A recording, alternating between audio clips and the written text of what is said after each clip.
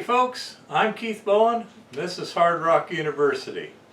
Well, I finally got some assays back. Oh, by the way, I'm still recovering well, but not up to capacity.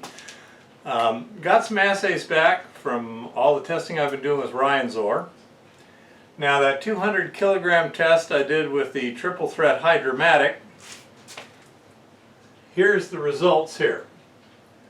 The head grade was 18.6 parts per million.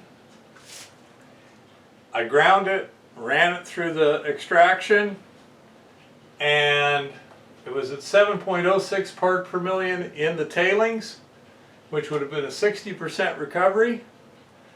I then took those tailings, dried them out, and reground them and reran them. That's what this tailings 2 is, 0.77. So the tailings are only running 20% of the head grade. Now, that's not too bad on first blush, although there's some complications I'll discuss in a minute. Now, here's another interesting thing. The half-inch plus was 15.9 parts per million, and the half-inch minus 27.5 parts per million. Now this is from a dump. It's an old mine dump. And so I screened it, half-inch plus, half-inch minus. Now you'll see you're getting 73% more gold per pound in the half-inch minus than the half-inch plus, and you don't need a jaw crusher in order to feed it into the impact mill. That's not terribly unusual for a mine dump. So always check that out when you're looking at a mine dump. See if a simple screening will give you an upgrade, and if you screen it, you don't need a jaw crusher, you can go straight to an impact mill. Hey, that makes life a lot easier. Screening is pretty easy. If you're doing it in the field, get a big piece of expanded metal, put it on a little wooden frame and shovel. You wouldn't want to do it with just a classifier. That's going to be slow and tedious. But anyhow, this is very good upgrade here. Gets rid of the need for the RC46 jaw crusher and streamlines the whole process. Now, remember I said this superficially looks pretty good, but there's some complications.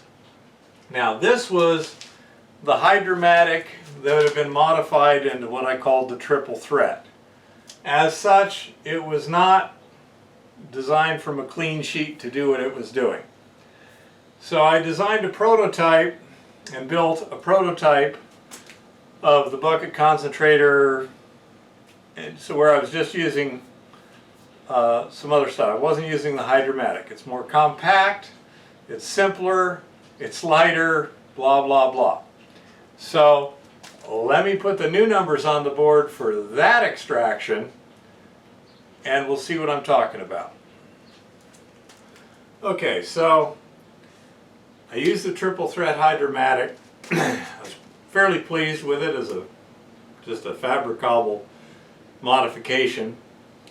So I came up with the Type 1 prototype of what I call the Tripp Concentrator, because Prospector Tripp was the guy who gave me the idea. And the next batch of ore from Ryan, I didn't sieve it or anything, I just crushed it all through the RC46, through the jaw crusher, and then ran it. Now, the head grade was 21 parts per million. So I was running 2/3 of an ounce to the ton. Bank run. Not bad. Okay. The tails were 7 point, is that 4.1 or 9.1? I'm not sure. But anyhow, and we started out with 52.52 metric tons of heads, 0.41 metric tons of tails, and then also 0.11 metric tons of slimes. But look at this. The slimes have more gold in them than the tailings.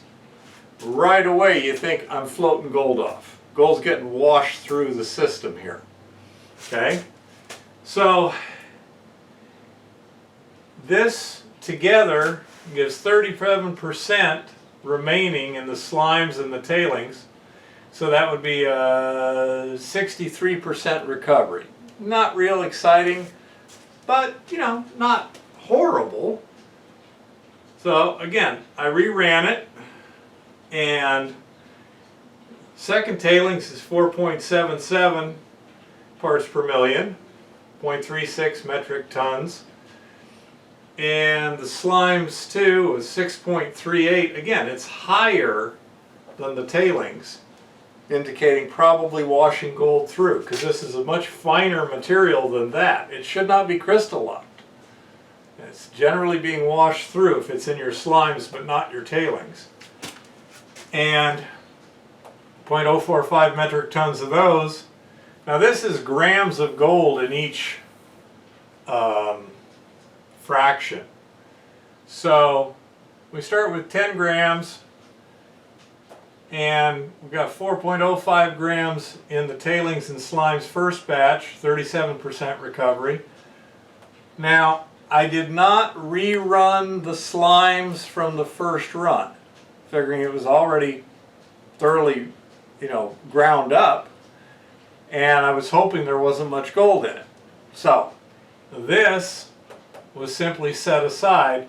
As such, all three of these need to be combined for the losses from the initial on tailings 2. Now, I'm sure I would have got some of this, but I have no idea how much. So 28% total losses, the way I did it, which is not necessarily the optimal way, which meant I got 72% recovery. Not that great. However, if we could reduce the gold and the slimes down to the same value as the tailings from the second run, then we get a total 78% recovery. That's starting to get in the good range. 80 to 90% is good, 90% or more is great. Okay? So, this is what I got, and so this morning I went out there and I actually panned some of these slimes very carefully and gently to see whether or not I could recover gold. I mean, it could be so fine it's colloidal. Okay, so there's no guarantee. But I panned this and I got a pretty good amount of gold in the pan. I would say at least half that value, maybe more. Really fine stuff. The bigger chunks are maybe 2-3 thousandths, and it quickly gets down into the 1,000th, 35 micron, 600 mesh sort of stuff. So anyhow, this is what I need to work on here. That'll be some of the next experiments. I can't do that for at least a month due to my injuries, my surgery. I can't be picking up buckets or anything. So it'll be a little while before I get any results on that. But I'm going to be rerunning these and seeing what I get. I'm going to just take the slimes, blend them up in a bucket, liquid, and then run them slowly through the new concentrator and see how much of that I can get back out. But that's where I'm at the present time. For a first prototype, first run, first everything, I'm not too displeased with 63% recovery. Especially as a lot of the lack of recovery here is in the slimes, which theoretically I should be able to get pretty easy. If nothing else, because the slimes are so much finer, you're not going to have to use nearly as aggressive agitation or anything like that. So that's where we're at right now. I'm pretty happy with this, and you're going to go, what the hell does a Tripp Concentrator look like? Well, when I get it fully tested out and I'm ready to reveal it to the world, probably this fall, you'll all see it. It's actually pretty simple, pretty portable. It's a lot better than a Hydramatic in that way. It'll be cheaper and it'll be a lot more portable than a Hydramatic would be. So, this is what we got. And I just got to heal up some more before I do much else. I want to thank everybody who's donated. Without the donations, I don't think we'd have a house right now, because I don't know how we'd have paid the rent. I mean, probably borrowed money from relatives would have been the only way to get through. As it is, we still got our heads above water, and with just a little bit of luck, we'll be able to get through to August 1st. We haven't touched the travel money yet. And then we'll be headed up to Montana, and then I'll have a slew of videos for you folks.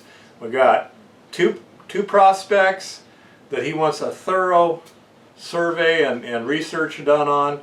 So I should be able to get lots of interesting videos on how to on that. So happy prospecting and keep it safe out there.